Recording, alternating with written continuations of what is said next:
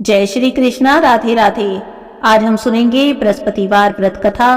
बोलिए बृहस्पति भगवान की जय हो, विष्णु भगवान की जय हो। एक समय की बात है, भारतवर्ष में एक प्रतापी और दानी राजा राज्य करता था। वह राजा नित्य प्रतिदिन गरीबों और ब्राह्मणों की सहायता करता, लेकिन ये बात उसकी रानी को अच्छी नहीं लगती। वह न गरीबों को दान देती, न ही भगवान का पूजन करती, और राजा से भी ऐसा करने को मना करती। एक दिन राजा तो शिकार खेलने वन को गए थे, रानी महल में अकेली थी। उस समय बृहस्पति देव साधु के वेश में राजा के दरवाजे पर आए और भिक्षा मांगी। जब भिक्षा मांगी तो रानी ने भिक्षा देने से इनकार कर दिया और कहने लगी, हे साधु महाराज, मैं तो इस दान और पुण्य से तंग आ गई हूँ। मेरा पति सारा दिन धन लुटाते रहते हैं। मेरी तो इच्छा है कि हमारा सब धन नष्ट हो जाए, न रहेगा बांस और न बजेगी बांसुरी। साधु बोले, देवी तुम तो बड़ी विचित्र हो। संतान और धन को तो सभी चाहते हैं, पुत्र और लक्ष्मी तो पापी के घर में भी होनी चाहिए। यदि तुम्हारे पास धन अधिक है तो भूखों को भोजन कराओ, प्यासों को प्याऊ लगवाओ, मुसाफिरों के लिए धर्मशाला बनवाओ। जो निर्धन अपनी कुंवारी कन्याओं के विवाह नहीं कर सकते, उनका विवाह करा दो। ऐसे और भी कई काम हैं जिनके करने से तुम्हारा यश लोक परलोक में फैलेगा। पर रानी पर इन उपदेशों का कोई भी प्रभाव नहीं पड़ा। वह कहने लगी, महाराज आप मुझे ना समझाएं। मैं ऐसा धन नहीं चाहती जो मैं हर जगह बांटती फिरूं। तब साधु बाबा बोले, यदि तुम्हारी ऐसी ही इच्छा है तो ऐसा ही होगा। तुम मेरे कहे अनुसार करना। बृहस्पतिवार को घर लीपकर पीली मिट्टी से अपने सिर धोकर स्नान करना, बत्ती चढ़ाकर कपड़े धोना। ऐसा करने से तुम्हारा सारा धन नष्ट हो जाएगा। इतना कहकर साधु महाराज तो वहां से चले गए। साधु की कहे अनुसार कही बातों को पूरा करते हुए अभी रानी को केवल 3 बृहस्पतिवार ही बीते थे कि उनकी समस्त धन संपत्ति नष्ट हो गई। अब भोजन के लिए भी राजा का परिवार तरसने लगा। तब एक दिन राजा ने रानी से कहा, हे रानी तुम यहीं पर रहो, मैं दूसरे देश को जाता हूँ, क्योंकि यहाँ पर मुझे सभी लोग जानते हैं, इसीलिए मैं कोई छोटा कार्य भी नहीं कर सकता। इतना कहकर राजा तो प्रदेश को चले गए और वहां जंगल से लकड़ी काट कर लाते और शहर में बेचते। इस तरह से वह अपना जीवन व्यतीत करने लगे। इधर राजा के प्रदेश जाते ही रानी और दासी बहुत दुखी रहने लगी। एक बार रानी और दासी को 7 दिन तक बिना भोजन के रहना पड़ा।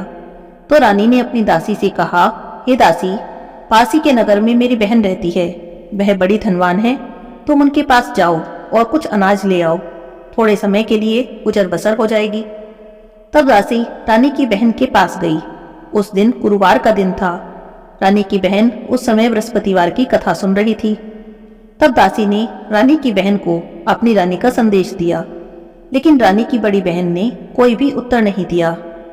जब दासी को रानी की बहन से कोई उत्तर नहीं मिला तो वह बहुत दुखी हुई और उसे बड़ा गुस्सा भी आया। तब वह वापस चली आई और वापस आकर रानी को उसने सारी बात बता दी। इतनी बात सुनकर रानी ने अपने भाग्य को कोसा। उधर रानी की बहन ने सोचा कि मेरी बहन की दासी आई थी, पर मैं उससे नहीं बोली, वह तो बहुत दुखी हुई होगी। ऐसा सोचकर कथा को सुन और पूजन समाप्त कर वह अपनी बहन के घर आई और कहने लगी, हे बहन, मैं बृहस्पतिवार का व्रत कर रही थी, तुम्हारी दासी मेरे घर गई, पर जब कथा होती है तब तक ना तो उठते हैं और न ही बोलते हैं, इसीलिए मैं नहीं बोली। कहो दासी क्यों गई थी? तब रानी बोली, बहन तुमसे क्या छिपाऊं, हमारे घर में खाने को अनाज नहीं था। ऐसा कहते कहते रानी की आंखें भर आई। उसने दासी समेत पिछले 7 दिनों से भूखे रहने की सारी बात अपनी बहन को बता दी। तब रानी की बहन बोली, देखो बहन, भगवान बृहस्पति देव सबकी मनोकामना पूरी करते हैं। देखो शायद तुम्हारे घर में भी अनाज रखा हो। पहले तो रानी को विश्वास नहीं हुआ, पर बहन के आग्रह करने पर उसने दासी को अंदर भेजा तो उसे सचमुच अनाज से भरा एक घड़ा मिल गया। यह देखकर दासी को बड़ी हैरानी हुई। तब दासी रानी से कहने लगी, हे रानी, देखो जब हमको भोजन नहीं मिलता तब हम रोज ही व्रत करते हैं, तो क्यों ना इनसे व्रत और कथा की विधि पूछ ले, जिससे हम भी उस व्रत को करेंगे। तब रानी ने अपनी बहन से बृहस्पतिवार के व्रत की विधि पूछी।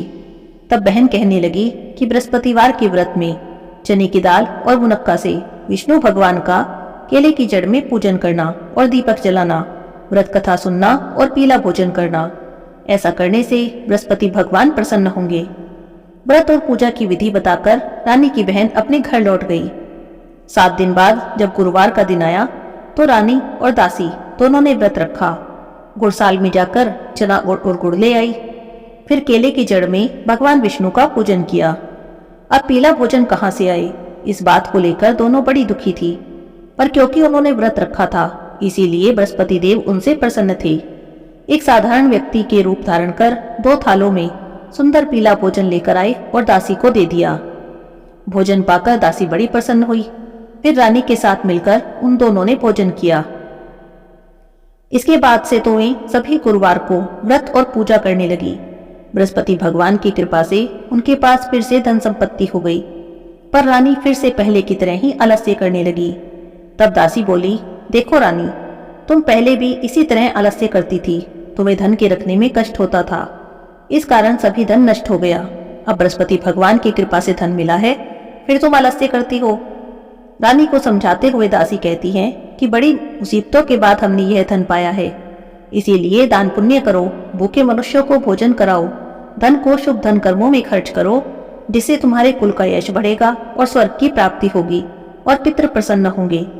दासी की बातें मानकर रानी ने अपना धन शुभ कार्यों में खर्च करना शुरू कर दिया। पूरे नगर में उसका यश फैलने लगा। उधर राजा प्रदेश में लकड़ियां काट कर लाता और शहर में बेचता और उससे जो धन मिलता उससे अपना गुजर बसर करता। एक दिन दुखी होकर जंगल में एक पेड़ के नीचे आसन जमाकर बैठ गया और अपनी दशा को याद करके व्याकुल होकर रोने लगा। वह बृहस्पतिवार का दिन था। उसने देखा कि निर्जन वन में एक साधु प्रकट हुए। साधु के वेश में स्वयं बृहस्पति देवता थे। लकड़हारे के पास आकर बोले, हे लकड़हारे, इस सुनसान जंगल में चिंता में मग्न क्यों बैठे हो? तब राजा ने दोनों हाथ जोड़कर प्रणाम किया और कहा, हे महात्मा जी, आप तो सब कुछ जानने वाले हो, मैं आपसे क्या कहूँ। ऐसा कहकर रोने लगा और साधु को अपनी सारी बात बता दी। तब महात्मा जी बोले कि तुम्हारी स्त्री ने बृहस्पति के दिन बृहस्पति भगवान का निरादर किया था और इसी कारण रुष्ट होकर उन्होंने तुम्हारी यह दशा कर दी। अब तुम चिंता मत करो और मेरे कहे अनुसार करो, तुम्हारे सभी कष्ट दूर हो जाएंगे। भगवान तुम्हें पहले से भी अधिक संपत्ति देंगे। तुम बृहस्पतिवार के दिन कथा किया करो। 2 पैसे के चने और मुनक्का लाकर उनका प्रसाद बनाओ। शुद्ध जल के लोटे में शक्कर मिलाकर अमृत तैयार करो। कथा के बाद अपने सारे परिवार और सुनने वाले प्रेमियों में अमृत और प्रसाद बांटकर खुद भी ग्रहण करो। ऐसा करने से भगवान तुम्हारी सभी मनोकामनाएं पूरी करेंगे। साधु के ऐसे वचन सुनकर राजा ने कहा, हे प्रभु, मुझे लकड़ी बेचकर इतना पैसा नहीं मिलता जिससे भोजन के बाद कुछ बचा सकूं। मैंने रात में अपनी स्त्री को व्याकुल देखा है। मेरे पास कुछ भी नहीं जिससे उसकी खबर तो मंगा सकूं, और फिर कौन सी कहानी कहूं यह भी मुझे कुछ मालूम नहीं। तब साधु बोले, हे लकड़हारे, तुम किसी बात की चिंता मत करो। बृहस्पतिवार के दिन रोजाना की तरह लकड़ी लेकर शहर को जाओ। उस दिन तुम्हें रोज से दुगना धन मिलेगा, जिससे तुम भली भांति भोजन कर लोगे और बृहस्पति देव की पूजा का सामान भी आ जाएगा। और बृहस्पतिवार की कहानी इस तरह से है। प्राचीन काल में एक ब्राह्मण था। वह बड़ा ही निर्धन था। उसकी कोई संतान नहीं थी। उसकी स्त्री बहुत मलिनता के साथ रहती। वह स्नान न करती, किसी देवता का पूजन न करती, और इस बात से ब्राह्मण देव बड़े दुखी रहते। बेचारे बहुत कुछ कहते, पर उसका कोई भी परिणाम न निकलता। भगवान की कृपा से ब्राह्मण की स्त्री के कन्या रूपी रत्न पैदा हुआ। कन्या बड़ी होने पर प्रातःकाल स्नान करके विष्णु भगवान का जाप और बृहस्पतिवार का व्रत करने लगी। अपने पूजा पाठ को समाप्त करके विद्यालय जाती तो मुट्ठी में जौ भर कर ले जाती और पाठशाला के मार्ग में डालती जाती। जब लौटती तो जौ स्वर्ण के हो जाते। लौटते समय इनको बीनकर घर ले आती। एक दिन वह बालिका सूप में उन सोने के जौ को फटककर साफ कर रही थी। तब उसकी माँ ने देख लिया और बोली, हे बेटी, सोने के जौ को फटकने के लिए तो सूप भी सोने का होना चाहिए। दूसरे दिन बृहस्पतिवार था। उस कन्या ने व्रत रखा और बृहस्पति देव से प्रार्थना करके कहा कि मैंने आपकी पूजा व्रत सच्चे मन से किया हो तो मेरे लिए सोने का सूप दे दो। बृहस्पतिवार भगवान ने उसकी प्रार्थना स्वीकार कर ली। रोजाना की तरह वह कन्या जौ फैलाती हुई जाने लगी। जब लौटकर जौ बीन रही थी तो बृहस्पति देव की कृपा से उसे सोने का सूप मिला। उसे वह घर ले आई और उसमें जौ साफ करने लगी, पर उसकी माँ का वही ढंग रहा। एक दिन की बात है, वह कन्या सोने के सूप में जौ साफ कर रही थी। उसी समय उस शहर का राजपुत्र वहां से होकर निकला। इस कन्या के रूप और कार्य को देखकर मोहित हो गया और अपने घर जाकर भोजन और जल त्याग कर उदास होकर लेट गया।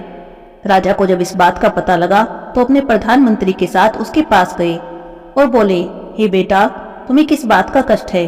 किसी ने अपमान किया है या और कोई कारण है? मुझसे कहो, मैं वही कार्य करूंगा जिससे तुम्हें प्रसन्नता हो। अपने पिता की राजकुमार ने बातें सुनी तो वह कहने लगा कि मुझे आपकी कृपा से किसी भी बात का दुख नहीं है। किसी ने मेरा अपमान नहीं किया, पर मैं उस लड़की से विवाह करना चाहता हूँ जो सोने के सूप में जौ साफ कर रही थी। यह सुनकर तो राजा आश्चर्य में पड़ गया और कहने लगा, हे बेटा, इस तरह की कन्या का पता तुम ही लगाओ, मैं उसके साथ तेरा विवाह अवश्य ही करवा दूंगा। तब राजकुमार ने लड़की के घर का पता बताया। मंत्री उस लड़की के घर गए और ब्राह्मण देवता को सभी हाल बताया। ब्राह्मण देवता राजकुमार के साथ अपनी कन्या का विवाह करने के लिए तैयार हो गए। विधि विधान से ब्राह्मण की कन्या का विवाह राजकुमार के साथ हो गया। कन्या के घर से जाते ही पहले की भांति ब्राह्मण देवता के घर में गरीबी का निवास हो गया। अब तो भोजन के लिए भी अन्न बड़ी मुश्किल से मिलता था। एक दिन दुखी होकर ब्राह्मण देवता अपनी पुत्री के पास गए।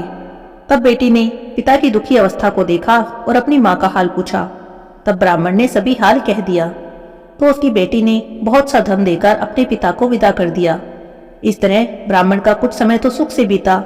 कुछ दिनों बाद फिर वही हाल हो गया।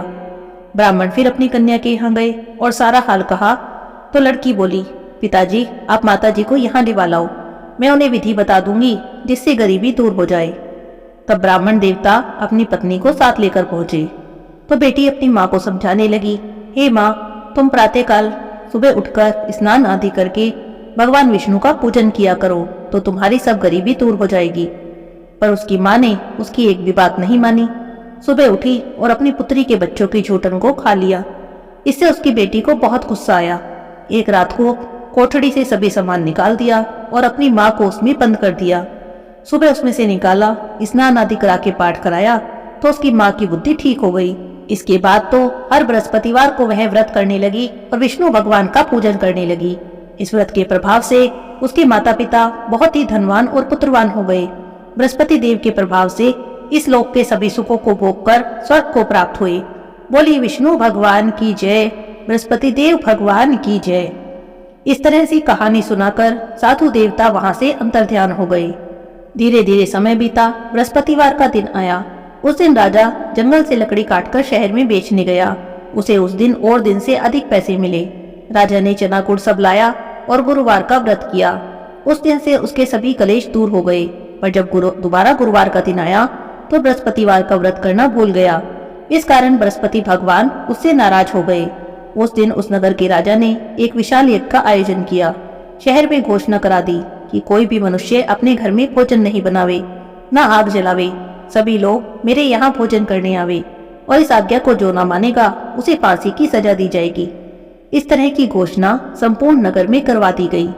राजा की आज्ञा से शहर के सभी लोग भोजन करने आए, लेकिन लक्कड़हारा थोड़ा देर से गया। इसीलिए राजा उसे अपने साथ महल में ले गए और ले जाकर भोजन करा रहे थे तो रानी की दृष्टि उस खूंटी पर पड़ी जिस पर कि उसका हार लटका था। वह उसे वहां पर दिखाई नहीं दिया। तब रानी ने सोचा कि मेरा हार इसी मनुष्य ने चुराया है।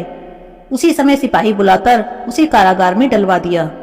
जब राजा कारागार में पड़ गया तो बहुत दुखी होकर सोचने लगा कि ना जाने कौन से पूर्व जन्म के कर्म से मुझे यह दुख प्राप्त हुआ है। उसी साधु को याद करने लगा जो उसे जंगल में मिला था। उसी समय तत्काल बृहस्पति देव साधु के रूप में प्रकट हुए और उसकी दशा देखकर कहने लगे, अरे मूर्ख, तूने बृहस्पतिवार की कथा नहीं की, इस कारण तुझे दुख प्राप्त हुआ है। अब तू चिंता मत कर। बृहस्पतिवार के दिन कारागार के दरवाजे पर तुझे 4 पैसे पड़े मिलेंगे। उनसे तू बृहस्पति देव की पूजा करना तो तेरे सभी कलेश दूर हो जाएंगे। बृहस्पतिवार के रोज उसे 4 पैसे पड़े मिले। लकड़हारे ने कथा कही। उसी रात्रि को बृहस्पति देव ने उस नगर के राजा को स्वप्न में कहा, हे राजा, तुमने जिस आदमी को कारागार में बंद किया है वह निर्दोष है। वह राजा है, उसे छोड़ देना। रानी का हार उसी खूंटी पर लटका हुआ है। अगर तुम ऐसा नहीं करोगे तो मैं तुम्हारे राज्य को नष्ट कर दूंगा। इस तरह के रात्रि स्वप्न को देखकर राजा सुबह उठा। खूंटी पर हार टंगा देखा तो लकड़हारे को बुलाकर क्षमा मांगी और उसे योग्य सुंदर वस्त्र आभूषण देकर विदा कर दिया। बृहस्पति देव की आज्ञा से राजा अपने नगर को चल दिया। राजा जब नगर के निकट पहुंचा तो उसे बड़ा आश्चर्य हुआ।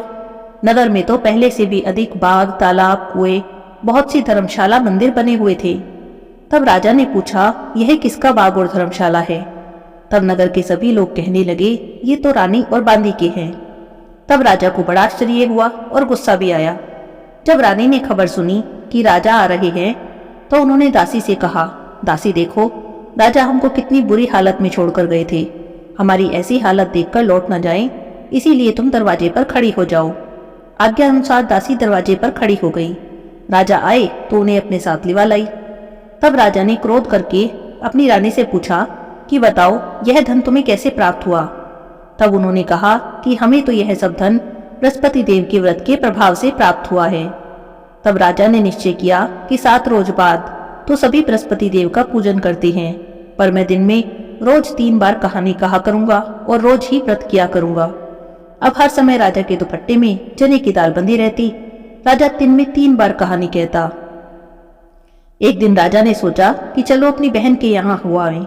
इस तरह सोचकर राजा घोड़े पर सवार हो अपनी बहन के यहाँ चलने लगा। रास्ते में उसने देखा कि कुछ आदमी एक मुर्दे को लिए जा रहे हैं। उन्हें रोककर राजा कहने लगा, अरे भाइयों, मेरी बृहस्पति देव की कथा सुन लो।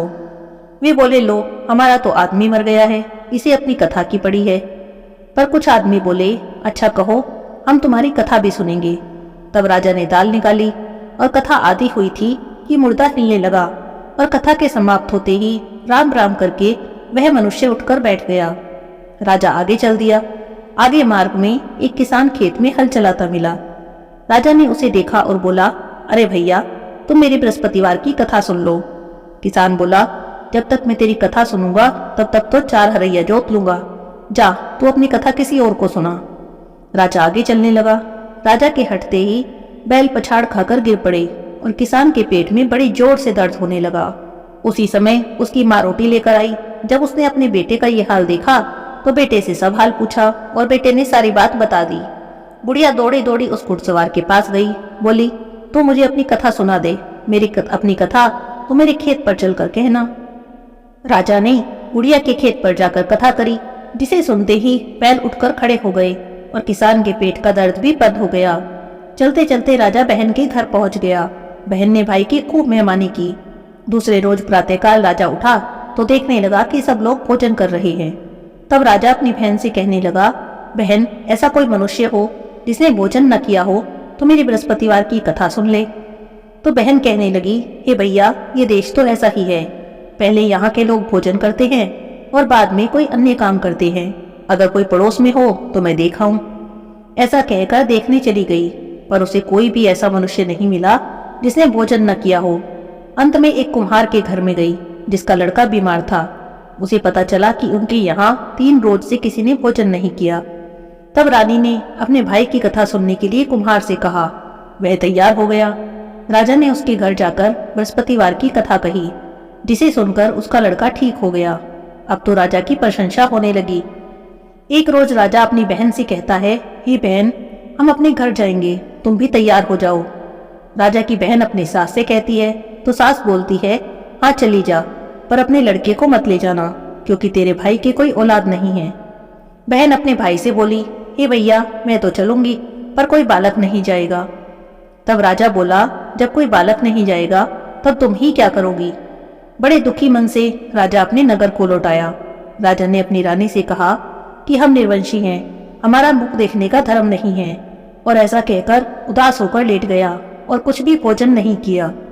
तब रानी बोली, हे राजन, बृहस्पति देव ने हमें सब कुछ दिया है, वह हमें औलाद भी अवश्य देंगे।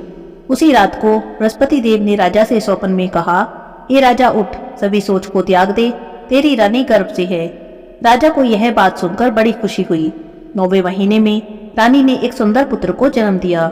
जब राजा बोला, हे रानी, स्त्री बिना भोजन के रह सकती है और बिना कहीं नहीं रह सकती। जब मेरी बहन आए तो तुम कुछ मत कहना। रानी ने सुनकर हाँ कर दी। जब राजा की बहन ने शुभ समाचार सुना तो बहुत खुश हुई और बधाई लेकर अपने भाई के यहाँ आई। तब रानी बोली, घोड़ा चढ़कर तो नहीं आई, गधा चढ़ी आई। तब राजा की बहन कहने लगी कि भाभी, मैं इस तरह से ना कहती तो तुम्हें औलाद कैसे मिलती? बृहस्पति देव ऐसे ही हैं, जैसी जिसके मन में कामना है सभी को पूर्ण करते हैं।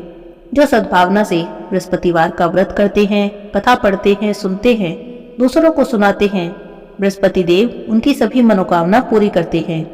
भगवान बृहस्पति देव उनकी सदैव रक्षा करते हैं। इस संसार में जो भी सद्भावना से भगवान जी का पूजन व्रत सच्चे हृदय से करते हैं, उनकी सभी मनोकामनाएं पूरी होती है। जैसी सच्ची भावना से राजा और रानी ने उनकी कथा का गुणगान किया तो उनकी सभी इच्छाएं बृहस्पति देव जी ने पूरी की। इसीलिए कथा सुनने के बाद प्रसाद लेकर जाना चाहिए और हृदय से उनका मनन करते हुए जयकारा बोलना चाहिए। बोलो बृहस्पति देव की भगवान की जय हो, बोलो विष्णु भगवान की जय हो। अब सुनते हैं बृहस्पति भगवान की आरती। बोलिए बृहस्पति देव भगवान की जय हो। ओम जय बृहस्पति देवा, स्वामी जय बृहस्पति देवा। छिन छिन भोग लगाऊं, कदली फल मेवा। ओम जय बृहस्पति देवा। तुम पूर्ण परमात्मा, तुम अंतर्यामी, जगत पिता जगदीश्वर, तुम सबके स्वामी। ओम जय बृहस्पति देवा। ओम जय बृहस्पति देवा, स्वामी जय बृहस्पति देवा। छिन छिन भोग लगाऊं, कदली फल मेवा। ओम जय बृहस्पति देवा। चरणामृत निज निर्मल, सब पातक हरता। सकल मनोरथ दायक, कृपा करो भरता। ओम जय बृहस्पति देवा। ओम जय बृहस्पति देवा, स्वामी जय बृहस्पति देवा। छिन छिन भोग लगाऊं, कदली फल मेवा। ओम जय बृहस्पति देवा। तन मन धन अर्पण कर, जो जन शरण पड़े। प्रभु प्रकट तब होकर, आकर द्वार खड़े। ओम जय बृहस्पति देवा। ओम जय बृहस्पति देवा, स्वामी जय बृहस्पति देवा। छिन छिन भोग लगाऊं, कदली फल मेवा। ओम जय बृहस्पति देवा। दीन दयाल दयानिधि, भक्तन हितकारी। पाप दोष सब हरता, भव बंधन हारी। ओम जय बृहस्पति देवा। ओम जय बृहस्पति देवा, स्वामी जय बृहस्पति देवा। छिन छिन भोग लगाऊं, कदली फल मेवा। ओम जय बृहस्पति देवा। सकल मनोरथ दायक, सब संशय हारी। विषय विकार मिटाओ, संतन सुखकारी। ओम जय बृहस्पति देवा। ओम जय बृहस्पति देवा, स्वामी जय बृहस्पति देवा। छिन छिन भोग लगाऊं, कदली फल मेवा। ओम जय बृहस्पति देवा। जो कोई आरती तेरी प्रेम सहित गावे। ज्येष्ठानंद आनंद कर, सो निश्चय ही पावे। ओम जय बृहस्पति देवा। ओम जय बृहस्पति देवा, स्वामी जय बृहस्पति देवा। छिन छिन भोग लगाऊं, कदली फल मेवा। ओम जय बृहस्पति देवा। सब बोलिए विष्णु भगवान की जय, बृहस्पति देव भगवान की जय।